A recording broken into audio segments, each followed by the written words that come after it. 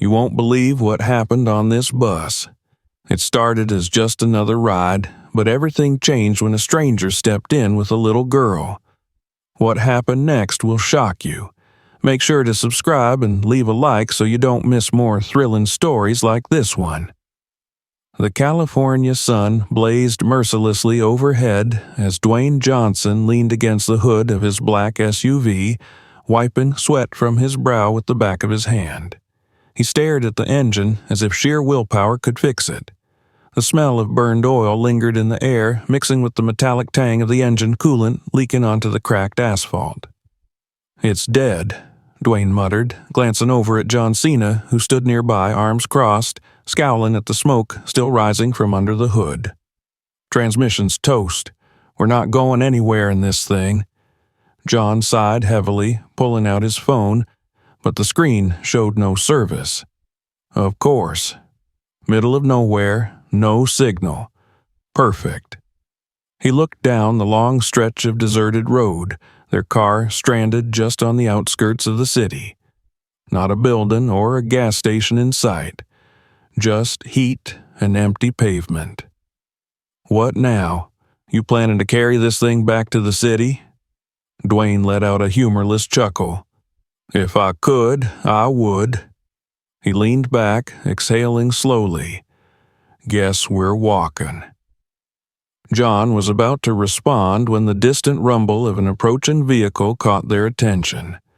Both men turned to see a battered city bus coming down the road, its engine growling as it struggled uphill. "Well, would you look at that?" Dwayne said, a grin pulling at the corner of his mouth. "Our chariot arrives." The bus hissed to a stop beside them. The driver, a thin man with a graying beard, peered down at them through his cracked window. "You two need a ride?" John glanced at Dwayne, smirking. "Feels like a scene from the old days. Yeah, we could use a ride." They climbed aboard, tossing a few bills into the fare box. The bus was nearly empty. Just the driver and a young woman wearing headphones seated near the front. Dwayne and John made their way to the back, settling into the worn vinyl seats. The air conditioning sputtered, but did little to ease the suffocating heat inside. They sat quietly for a few minutes, the bus groaning as it continued down the road toward the city. The atmosphere was strangely peaceful, a rare, quiet moment for two men used to constant motion and noise. John broke the silence first, leaning back and grinning. "When was the last time you were on a bus?" Dwayne chuckled, shaking his head. "Years. Feels nostalgic." He glanced out the window at the passing scenery. "Kinda nice, you know, being just a regular guy for a bit." "Yeah," John agreed, relaxing. "No cameras, no fans, no chaos, just quiet." The two shared a rare laugh, the moment light and easy, but that fragile peace shattered when the bus screeched to a halt at a random stop near an old gas station. The doors creaked open, and a tall, broad-shouldered man in a worn jacket stepped inside, a newspaper tucked under his arm. In his other hand, he held the small, delicate wrist of a little girl no older than 6. She wore a faded pink dress, the color dulled from too many washes. Her curly black hair was unkempt, and a pair of worn sneakers dangled from her small feet. What caught Dwayne's attention immediately wasn't the man. It was the girl. The way she moved, or rather the way she didn't move. She wasn't skipping, chattering, or swinging her arms like most kids her age. Instead, she kept her head down, eyes glued to the grimy bus floor, her free hand clenching and unclenching at her side. The man barely glanced around. He led the girl down the aisle and chose the seats directly across the aisle from Dwayne and John. The girl climbed into her seat stiffly, hands folded in her lap, posture unnaturally rigid. The man unfolded his newspaper, shielding most of his face. John barely noticed leaning back with his eyes closed, but Dwayne felt something gnawing at his gut. He watched the girl, noting every small detail: the pink dress too formal for a bus ride, the dirty knees like she'd fallen hard, and most of all, the silence. No child was this quiet, not naturally. John cracked an eye open when Dwayne nudged him. "What?" "Something's off," Dwayne whispered, his gaze never leaving the girl. John frowned. "You serious?" "It's a tired dad and his daughter. Don't go looking for trouble, man." But Dwayne shook his head. "No, look at her. Really look." John sighed, sitting up and glancing across the aisle. The girl still hadn't moved. Her gaze remained fixed on her knees, and that's when John saw it. A bandage wrapped clumsily around the girl's small hand, stained faintly with blood.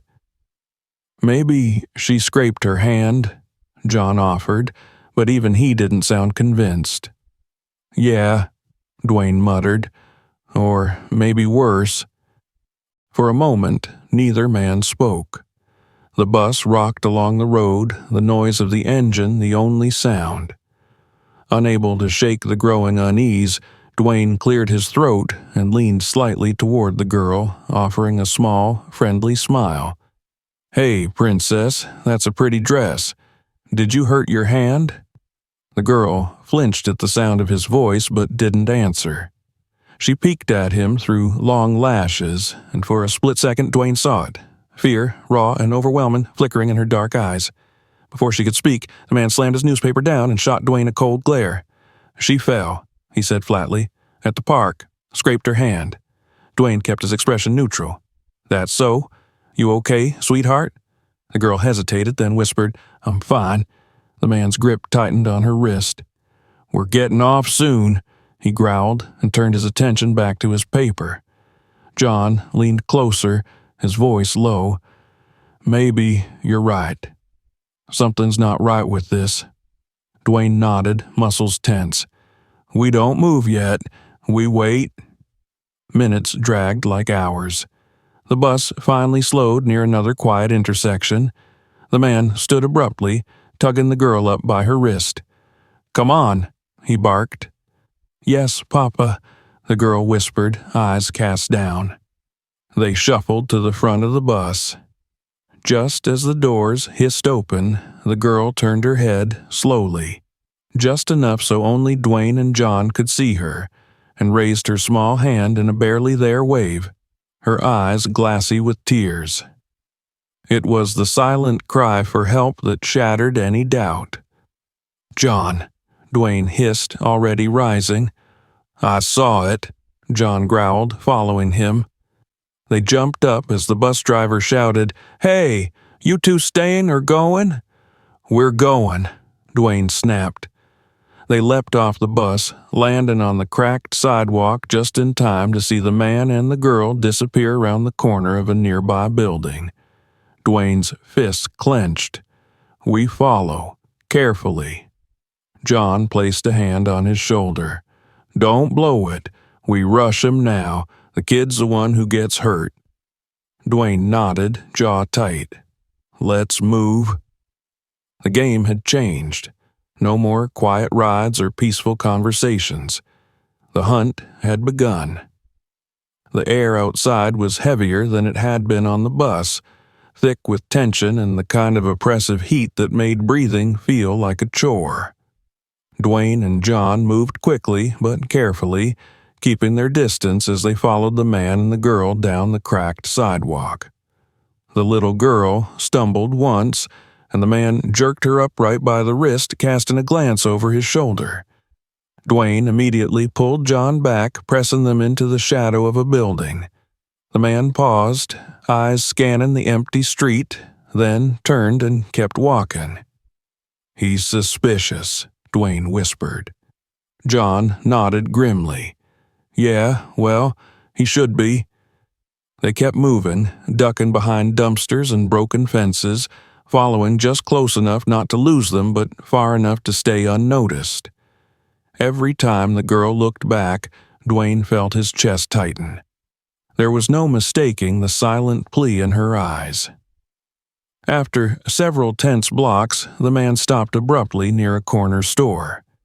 He pretended to check his watch, then pulled the girl close. Dwayne could just barely hear him speaking harshly to her, though the words were lost in the wind. The girl nodded stiffly, not daring to look anywhere but the ground. "I swear, man, this doesn't feel like a father and daughter," John muttered.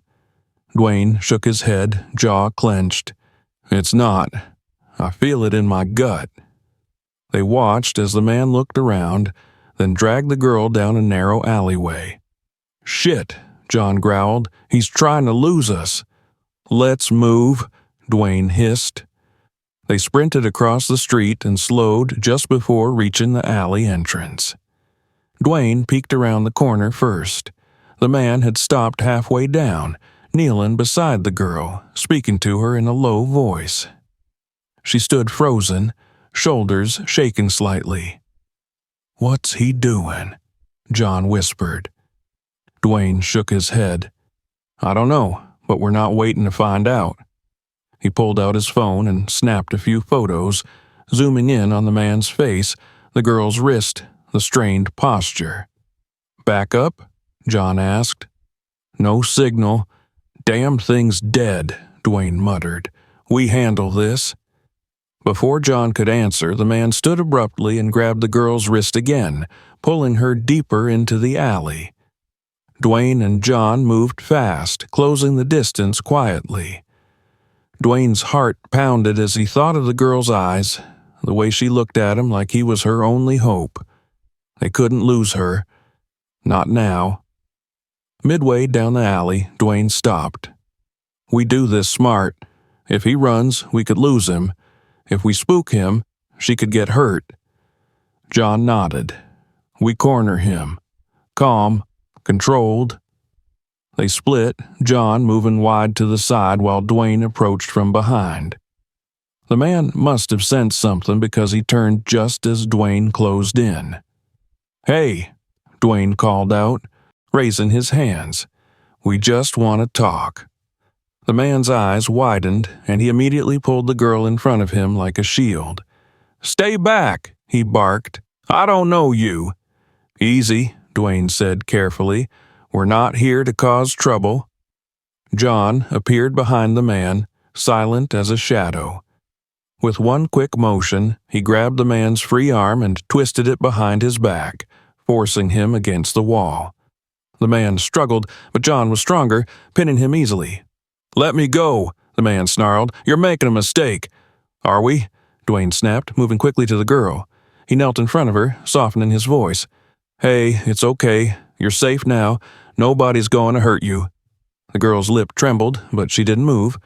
Her wide eyes flicked from Dwayne to the man pinned against the wall. "Tell them," the man shouted. "Tell them I'm your father." John applied more pressure to the man's arm. "Shut up. Let her speak." Dwayne reached out slowly, showing the girl his empty hands. "Sweetheart, you don't have to lie. Is he your dad?" The girl's eyes filled with tears. She opened her mouth, then closed it again, looking terrified. "It's okay," Dwayne whispered. "You're safe. You can tell me." Finally, in the faintest voice, she whispered, "No, he took me from the park. Mama was there. He said he'd kill her if I screamed." Dwayne's stomach dropped. He felt rage boil in his chest, but he kept his face calm for the girl's sake. "You're so brave, sweetheart," he murmured, brushing a tear off her cheek. "You did the right thing." John's grip on the man tightened. "You hear that? She's not yours. What now, huh?" The man struggled hard, twisting violently in John's grasp. "You're dead. You hear me? You don't know who you're messing with." "We know enough," Dwayne growled. "You're a dead man walking." He stood and looked John dead in the eye. "Call the cops, now." John pulled out his phone, but the man moved fast. With a sudden burst of strength, he shoved backward, throwing John off balance just enough to slip free. He ran, knocking the girl to the ground as he bolted toward the alley exit. Shit! Dwayne lunged forward but missed by inches. Get him! John roared. They both sprinted after the man, leaving the girl curled up on the ground. Dwayne's heart pounded, fear for the girl gnawing at him, but he couldn't let the bastard get away. They chased him through the alley, out into the open street. The man was fast, adrenaline giving him speed, but not enough. Dwayne gained ground quickly. The man rounded a corner and disappeared behind a row of parked cars. When Dwayne and John turned the same corner, they froze. A black van was parked at the curb, its engine running. The man sprinted toward it, waving frantically. "They're here!" Dwayne gasped. "Back up!" The back doors of the van flew open, and two large men with tattoos and shaved heads jumped out. "Fuck," John muttered. Without a second thought, Dwayne charged. He hit the first man hard, slamming him into the side of the van. John was right behind him, tackling the second thug to the ground. The original man dove for the van, screaming, "Help me! Kill them!" A third man appeared from inside the van, brandishing a metal pipe. He swung hard, catching John in the side. John grunted but stayed on his feet, rage flashing in his eyes. Dwayne fought with everything he had, landing brutal punches, but there were too many of them. "John, I can't hold them!" Dwayne shouted. John grabbed the man with the pipe and twisted it out of his hands, swinging it back with a crack that sent the man sprawling. "We finish this," John growled. Somewhere behind them a siren wailed. The police were coming. One of the thugs froze, glancing around. "We gotta go!" "Not without the girl!" the first man screamed. "Forget the girl, man! Move!" The men retreated toward the van, dragging their wounded with them. Dwayne and John staggered but stayed on their feet, bloodied but not broken. The van peeled out, tires screeching as it disappeared down the street. Dwayne spat blood and turned back toward the alley. "The girl!" They ran, adrenaline pumping, and found her still huddled on the ground, sobbing. Dwayne scooped her up gently. "It's okay. We're here." Police cars screeched around the corner, lights flashing. Officers jumped out, weapons drawn. "On the ground! Hands up!" "We're not the threat," John shouted. "We've got a kidnapped girl here." The officers paused, taking in the scene. One of them, a grizzled sergeant, lowered his weapon. What the hell happened? Dwayne, still holding the girl, stared at the retreating taillights of the van.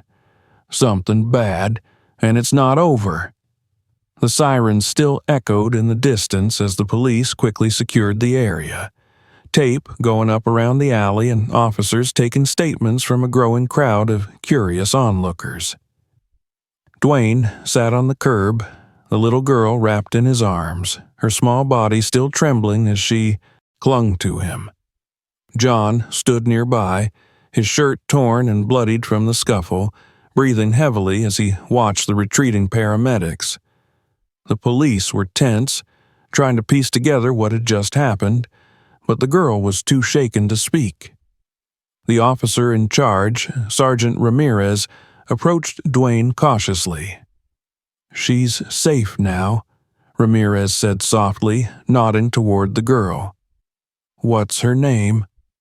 Dwayne looked down at the girl, stroking her hair gently. "We don't know. She hasn't said. She's terrified." Ramirez exhaled. "We've got a unit looking for the van. We need to get the kid checked out." Dwayne nodded but didn't loosen his grip on the girl. "We need to find her mom. She said she was with her when he grabbed her." Ramirez's jaw clenched. "Yeah, we'll run her description through the system. Missing persons, hospitals, but it's gonna take time." John finally spoke up, his voice low and furious. "Those guys weren't just random thugs. They knew what they were doing. Organized." Ramirez nodded grimly. "We're already running the plates you managed to catch. If they're part of something bigger, we'll find out." Dwayne shook his head. "They're professionals. They were there to grab her back, not a random snatch." Ramirez's face darkened. "Human trafficking?" Dwayne's stomach twisted. "Feels worse. This girl, there's something they're hiding." Paramedics finally approached, and Dwayne reluctantly allowed one of them to check the girl over. She flinched violently at every touch, but didn't speak. The bandage around her hand was replaced, revealing an ugly, infected gash. "Looks like it's been ignored for days," the medic muttered. "She's dehydrated. We need to get her to a hospital." Dwayne crouched down in front of the girl. "Sweetheart, you're safe, okay? These people won't hurt you. We just want to help." She looked at him, tears spilling down her cheeks, but finally she nodded. Dwayne lifted her carefully. "I'm riding with her," he told Ramirez. "Fine," Ramirez agreed. "We'll meet you there." The ride to the hospital was tense. Dwayne sat with the girl, holding her hand, trying to reassure her while the ambulance bumped along the cracked streets. John followed in a squad car, face set and grim. At the hospital, everything moved quickly. Nurses swept in, taking the girl from Dwayne's arms and leading her to a private room. Doctors examined her, took blood, ran scans. Dwayne stood outside the room, fists clenched, helpless. John appeared at his side. "Any word?" "No, she's not talking." Dwayne shook his head. "Something's wrong, John. Real wrong. It's not just a kidnapping." The doctor finally emerged, his face grave. "We found something," he said. "She's malnourished, dehydrated, signs of physical abuse, old bruises. But there's more." Dwayne's stomach dropped. "What?" The doctor glanced around, then leaned in. "We found scarring, surgical, recent." "Surgery? On a child?" John demanded. The doctor nodded. "Abdominal. Very fresh. But there's no record, no stitches from a hospital. Whoever did this, they didn't care if she lived or died." Dwayne swore under his breath. "What the hell did they do to her?" "We're not sure," the doctor admitted. "We're running imaging now, but there's something there. Inside her." Dwayne felt cold all over. "I want to talk to her now." The doctor hesitated but finally nodded. "She's conscious, but she's scared." Dwayne pushed into the room, his heart breaking at the sight of the little girl lying on the hospital bed, dwarfed by machines and wires. He knelt beside her. "Hey, sweetheart. Remember me?" She nodded slowly. "Good. You're safe here. I promise. No one's going to hurt you." He took a deep breath. "Can you tell me your name?" The girl's lips trembled. "Kayla." Dwayne smiled gently. "That's a beautiful name, Kayla. Can you tell me what that man wanted?" Her eyes filled with tears. He said if I didn't go, they'd hurt Mama." Dwayne's throat tightened. "Do you know where your mama is?" She shook her head. He said she's sleeping." John appeared in the doorway, face pale. "Dwayne, you need to see this." Dwayne squeezed Kayla's hand. "I'll be right back, okay?" She nodded silently. Dwayne followed John out, his gut twisting. "What is it?" John handed him a phone. "They ran the scan.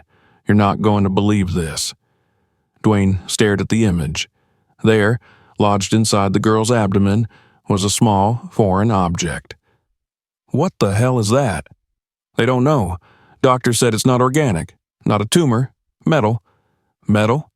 Dwayne's blood ran cold. "Like a tracker?" John shook his head. "Or something worse."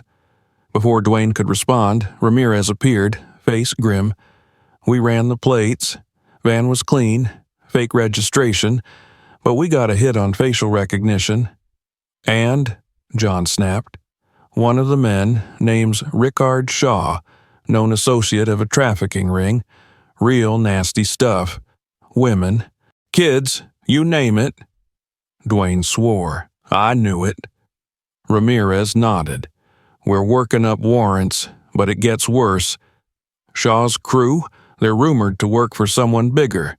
No names, but the kind of people who make problems disappear.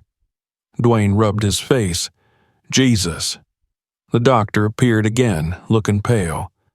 You need to see this. Now. He led them back to the imaging room. We got a clearer picture. On the screen, the object was more defined. A small sphere, smooth, embedded deep. It's wired. Looks like it could be, I don't know, a device. A bomb? John asked. We don't know. Could be a tracker. Could be something else. Dwayne felt sick. She's just a kid, the doctor nodded. We need to remove it, now, but it's risky. If it's connected to anything... Do it, Dwayne said firmly. We don't wait. John pulled him aside. If they find out we know, they'll come for her. We need to be ready. Dwayne nodded grimly. Get Ramirez. Lock this place down. John was already moving. Dwayne returned to Kayla's side. They're gonna fix you, okay? She stared at him with terrified eyes. Promise? Promise. Ramirez reappeared with a squad of officers. We're locking it down. No one gets in or out. Dwayne nodded. Good, because something tells me this is only the beginning. He sat with Kayla as the doctors prepped her for surgery, his heart heavy. Somewhere out there, monsters were watching, waiting, but they'd have to go through him first. The air inside the hospital was suffocating as Dwayne sat in the hallway outside the operating room, his legs bouncing anxiously. John leaned against the wall, arms crossed, his jaw clenched tight. Neither of them spoke as they watched the red light above the door glowing ominously. Kayla was inside, surrounded by doctors who were about to cut into her to remove whatever the hell was implanted inside her. Ramirez stood nearby on his radio issuing orders and keeping the lockdown tight. No one was getting in or out without going through him. Dwayne couldn't shake the image of the scan. The metal sphere embedded so deep inside Kayla's small body. It made him sick thinking about how it got there, who put it there, and why finally John broke the silence. His voice low. You think it's a bomb? Dwayne didn't answer immediately, his gaze fixed on the glowing red light. I don't know, but whatever it is, they want it back. John nodded grimly, and they'll kill to get it. Ramirez approached quietly. We have eyes out front back and all exits doubled up, but we're sitting ducks, if they really want her. Dwayne's jaw tightened. Let them try. Time crawled by, every second feeling like an eternity, until finally the doors burst open and the lead surgeon stepped out, his face pale and drawn, but relieved. It's out, he announced. Holding up a sealed container inside was the sphere, small, smooth, metallic, and humming faintly like it was alive. What the hell is it? Ramirez muttered. The doctor shook his head. We've never seen anything like it. There were wires connected deep to her tissue, almost like veins. We had to be careful not to rupture anything. Dwayne's stomach churned. Is she okay? She's stable, but we need to monitor her closely. There's damage we couldn't fix in one go. Dwayne nodded grimly. What about that thing? The doctor shrugged. It's not explosive as far as we can tell, but it's definitely transmitting. John growled. So it's a beacon. The doctor nodded, maybe, or a trigger. Dwayne stared at the object, his mind racing. If they were tracking it, they knew it was here. They knew we found it. Ramirez turned away, barking orders. Get that thing contained. Now lead-lined box, something, anything. Minutes later, the sphere was secured, but the sense of danger only grew. The hospital halls seemed quieter, too. Quiet, and Dwayne couldn't shake the feeling that something was about to happen. He and John checked on Kayla, who was pale and weak, but awake, her small voice barely audible. You promised. Dwayne knelt beside her. I keep my promises, sweetheart. No one's taken you anywhere. She reached out her tiny hand, gripping his like a lifeline. He stayed there until Ramirez burst in his face, pale. We've got a problem, he growled. There's a black SUV parked outside tinted windows, no plates. They're just sitting there watching. Dwayne's blood ran cold. It's them. John's fist clenched. We need to move.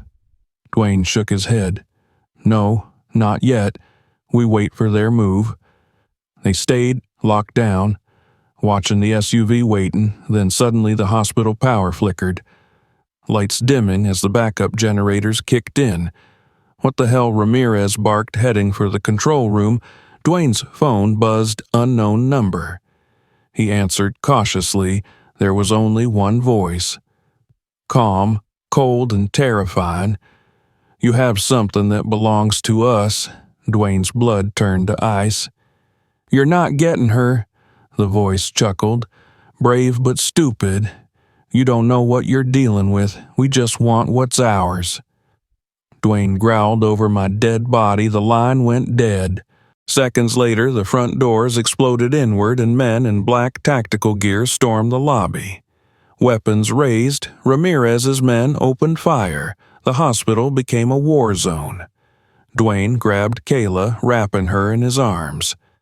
We're leaving now. John was already moving, carving a path through the chaos. They ducked through side halls, dodging bullets. Kayla whimpered in his arms but held on tight. Dwayne's only thought was to get her out alive. They reached the emergency exit, only to find another squad waiting, guns raised. Dwayne cursed but then heard sirens. Real police backup was arriving. Ramirez's men pushed forward and the attackers retreated. For now, Dwayne didn't wait. He sprinted with John and Kayla towards the arriving SWAT trucks, dumping Kayla into the arms of a medic. You take her, you don't let anyone near her unless they come through me. The medic nodded, hauling Kayla into the armored vehicle. Dwayne turned back to John.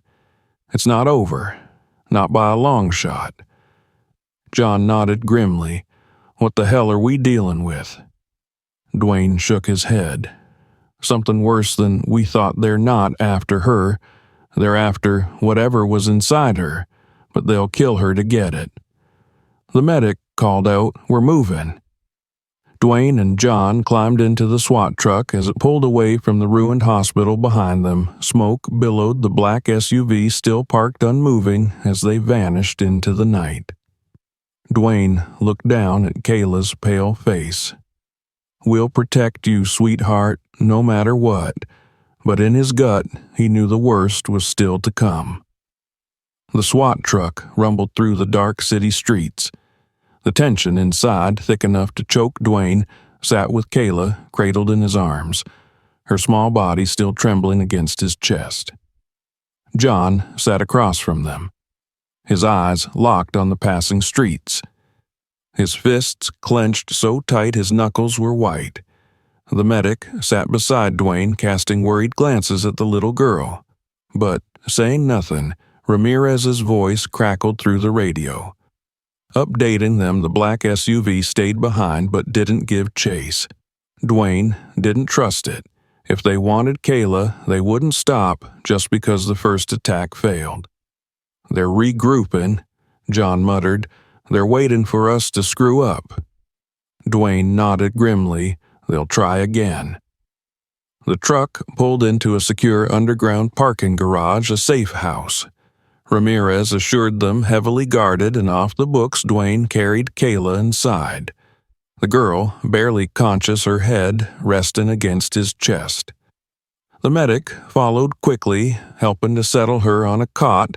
While the rest of the team secured the perimeter, Dwayne stayed close, unable to take his eyes off her. John paced like a caged animal. We need to find her mother, he growled, if she's still alive. Dwayne shot him a look. She's alive, Kayla said. They took her. We just need to figure out where. John exhaled heavily. We also need to figure out what the hell we're sitting on, because whatever was inside her was worth sending in a damn kill squad. They gathered around the small table. Ramirez spread out files and photos, his face grim. Shaw's crew was just the tip of the iceberg, he muttered. We dug deeper. Those men weren't freelancers. They're connected to something bigger. A name kept popping up. Solomon. Dwayne's stomach twisted. Who the hell is Solomon? Ramirez shrugged. No one knows. We couldn't even pull a photo, just whispers, trafficking tech, illegal experiments. John slammed his fist on the table. This is bigger than we thought, isn't it? Ramirez nodded slowly, way bigger. Dwayne leaned back, running a hand down his face. Then, we need leverage. Find something that keeps them from killing us the second they get what they want. Ramirez nodded. We'll keep digging, but you need to rest. You both look like hell. John snorted. Resting's not gonna help us right now. Kayla stirred weakly. Dwayne was instantly at her side. Hey, sweetheart, you okay? She nodded, barely. Can I have some water? Dwayne grabbed a bottle, helping her sip from it. She stared up at him, big scared eyes. Will they come? Dwayne nodded slowly. Yeah, but we'll be ready. Night stretched on. Dwayne dozed lightly, always waking at the slightest sound. John stayed up pacing, weapons laid out on the table, ready for war in the early hours. Ramirez burst back in his face, pale. You need to see this, he growled. They followed him to the monitors. Security feeds flickered, showing a figure standing just outside the safe house perimeter. A man in a gray suit, calm, collected. Too calm. It's him, Ramirez muttered. Solomon. Dwayne felt his blood turn to ice. He came here. John growled. What the hell does he want? Dwayne didn't take his eyes off the screen. Leverage. He wants to talk. Against every instinct, they agreed to the meeting. Dwayne and John stepped outside, leaving Ramirez and a full team ready to open fire at the first sign of trouble. Solomon stood alone, hands clasped behind his back, smiling faintly. Gentlemen, he greeted them. I'm glad you're still alive, John sneered. Can't say the same. Solomon's smile widened. You have something that belongs to me, Dwayne growled. You mean the little girl? Solomon's eyes gleamed. No, not the girl, what was inside her. Dwayne's fists clenched. You're not getting either. Solomon sighed as if they were being unreasonable. You're making a mistake. He warned that device was never meant to stay inside her. It's unstable. It will kill her. John snarled. You're lying. Solomon shook his head. No, and when it does, you'll wish you had given it back. Dwayne took a slow step forward. Why her? What the hell did you do? Solomon shrugged. She was a test. No family, no record. No one would miss her perfect candidate. Dwayne saw red, but John grabbed his arm, holding him back. Solomon's smile returned. Give it to me, and this ends now. Refuse, and more people die. Dwayne spat on the ground. We're done here. He turned his back, dragging John with him. Solomon's voice followed them. You have until morning after that. No one can save you. They made it back inside. Dwayne shaken with rage, Kayla stared up at him, pale and scared. What did he say? Dwayne knelt beside her. Nothing that matters, sweetheart. We're not letting them take you. Ramirez pulled them aside. He's bluffing, John muttered, but Dwayne wasn't so sure either way. We need a plan because come morning, they're coming back with everything they've got, and I don't think we're walking away from this one. The night dragged on heavy with tension as Dwayne, John, and Ramirez prepared for what they all knew was coming. The final confrontation with Solomon, and whoever he worked for, the safe house, was fortified, every entrance secured with armed guards, every hallway covered by cameras, but none of it felt like enough. Dwayne sat beside Kayla, holding her hand as she slept.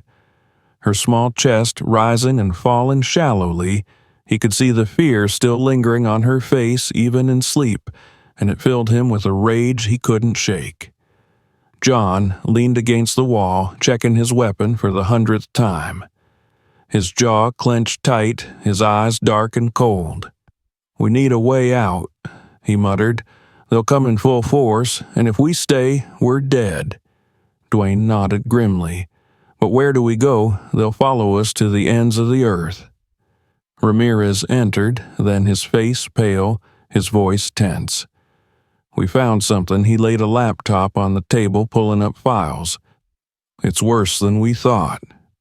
Solomon's not just some rogue operative. He's part of a private military contractor off the books, government-funded, black ops experiments, the works." John cursed under his breath. So what the hell was that thing they put inside her? Ramirez shook his head. "From what we gathered, it's called the Core Experimental Tech, designed to collect data transmit, and if necessary detonate on command." Dwayne's stomach dropped. "Detonates." Ramirez nodded. "Yeah. And it was programmed to activate within 24 hours of implantation unless deactivated remotely." John's eyes narrowed, but we cut it out.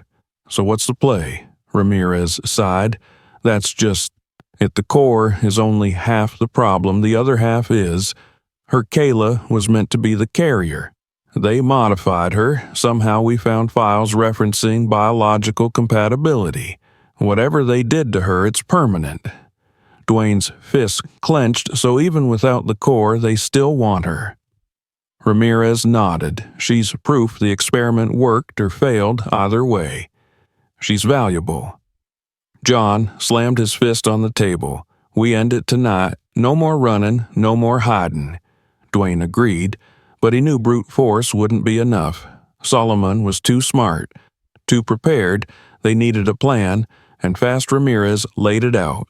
"There's an old service tunnel under the building, barely used, leads out to the docks if we time it right. We can draw them in, make them think we're here, then slip out through the tunnels." Dwayne hesitated. "They'll expect that." Ramirez shook his head. "Maybe, but it's the only shot we have." John was already moving, checking his gear, loading weapons. "Let's do it." They waited until just before dawn when the city was still and silent, and then it started. The ground trembled as black SUVs rolled up outside, dozens of men in tactical gear emerging like shadows. Solomon stood at the front, calm and collected, a thin smile on his face. "Ready," Dwayne whispered. John nodded. Ramirez gave the signal. Now all hell broke loose. Gunfire erupted as the first wave of soldiers stormed the safe house. Ramirez and his men holding them back. Buying precious minutes, Dwayne grabbed Kayla, carrying her through the dark halls toward the service tunnel, John covering their rear. They made it to the tunnel entrance as the safe house shook under the assault. Kayla whimpered, burying her face against Dwayne's chest. "It's okay, sweetheart," he whispered. "We're almost out." They slipped into the darkness of the tunnel, moving fast. Every step echoing in the tight space above them, the battle raged on gunfire and explosions shaking the ground. Ramirez's voice crackled in Dwayne's ear. "We're holding, but not for long. Get her out of here." Dwayne pushed forward, his heart pounding, his muscles burning. Kayla's small body felt so light, but the weight of what she represented was crushing. Finally, they reached the end of the tunnel, a rusted door leading out to the docks, the early morning sun barely lighting the sky. John forced the door open, and they stumbled out, gasping for air only to freeze. Solomon stood there waiting, flanked by his men, guns trained on them. "You really thought it would be that easy?" he sneered. Dwayne's jaw clenched. "You don't get her?" Solomon smiled coldly. "I don't need her. I just need what's inside her." John growled. "You're not getting anything." Solomon nodded almost sadly. "Wrong answer." He raised his hand and his men opened fire. Dwayne and John dove for cover, bullets tearing through the air. Kayla screamed, but Dwayne held her tight, shielding her with his body. They were pinned down, outnumbered, and outgunned. Solomon called out, "Give me the girl and I'll let you live." Dwayne's voice was raw. "Go to hell." Solomon laughed. "Suit yourself." He signaled his men to move in, but then an explosion rocked the dock. Ramirez had followed, bringing the last of his team guns blazing. Solomon's men faltered just long enough. Dwayne made his move, grabbing John and Kayla, hauling them toward a nearby boat. Ramirez covered them, yelling, "Get her out of here. We'll hold them off." Dwayne didn't argue. He shoved Kayla onto the boat. John jumped in after her, and Dwayne pushed off the dock, the engine roaring to life. Bullets ripped through the air as they sped away, the dock shrinking behind them, Solomon's furious face. The last thing they saw, Dwayne held Kayla tight. "We're not done," he growled.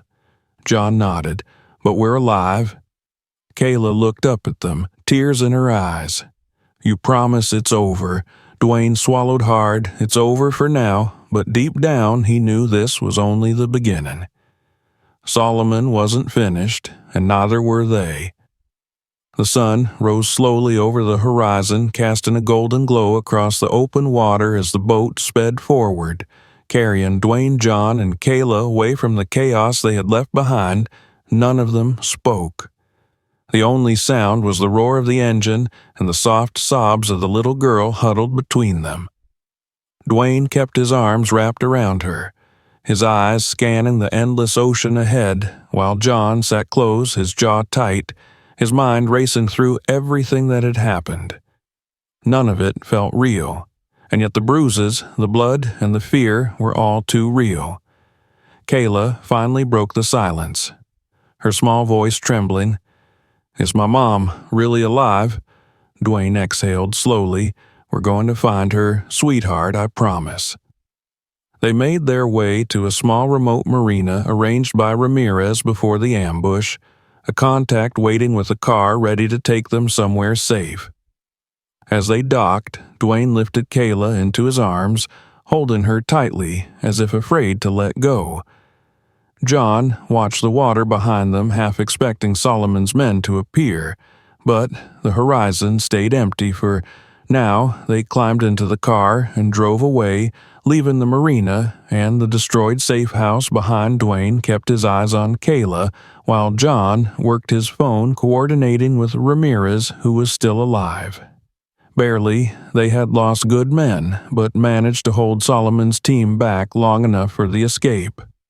Hours later, they arrived at another safe house. This one even more remote, hidden deep in the countryside, far from the city, far from Solomon. Dwayne carried Kayla inside, setting her gently on the worn couch, while John secured the doors. Ramirez's voice came through the satellite phone, raspy but determined. "We have a lead. Kayla's mother is alive. They kept her in a secondary location.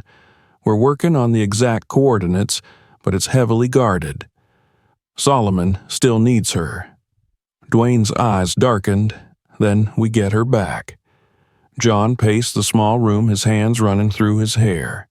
"This doesn't end until Solomon's dead," Dwayne agreed, "but we can't rush in. We need to be smart.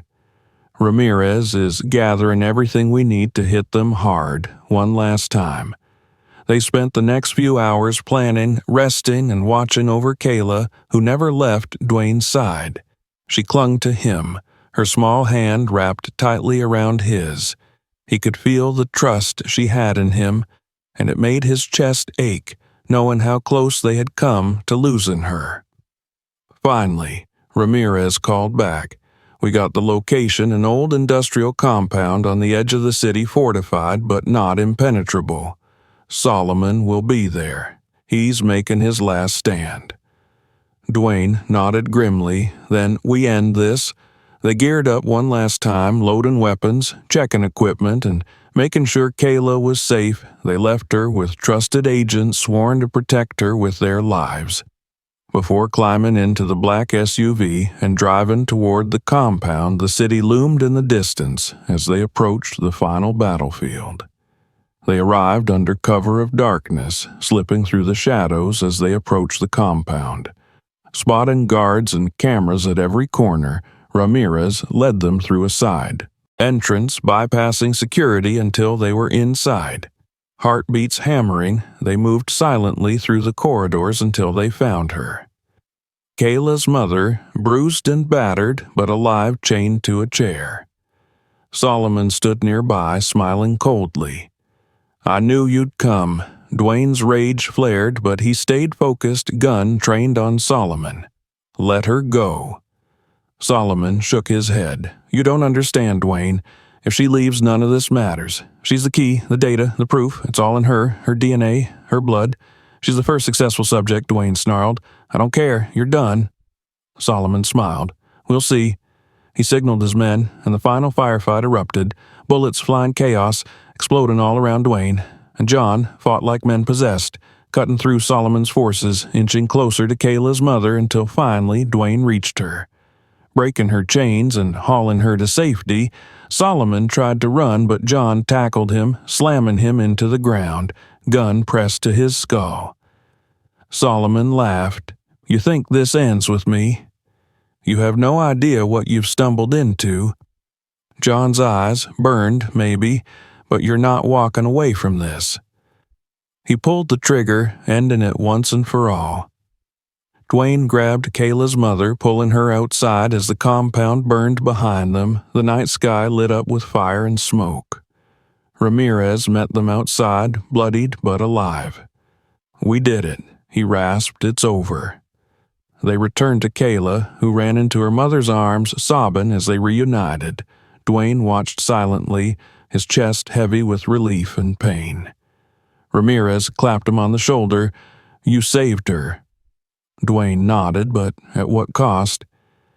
John stared at the horizon, his voice low. "They'll come looking for us, won't they?" Ramirez sighed. "Yeah, but we'll be ready." Dwayne looked down at Kayla, who clung to her mother, smiling through her tears. "We keep fighting." He said, "We protect them no matter what." John nodded, a small smile, tugging at his lips. "Damn right." As the sun rose over the city, a new day began, and though the war was far from over, they had won this battle together, and they would be ready for whatever came next. What an unexpected ending. What would you do if you were in their place? Share your thoughts in the comments. We'd love to hear from you. And don't forget to like the video and subscribe. More thrilling stories are coming soon.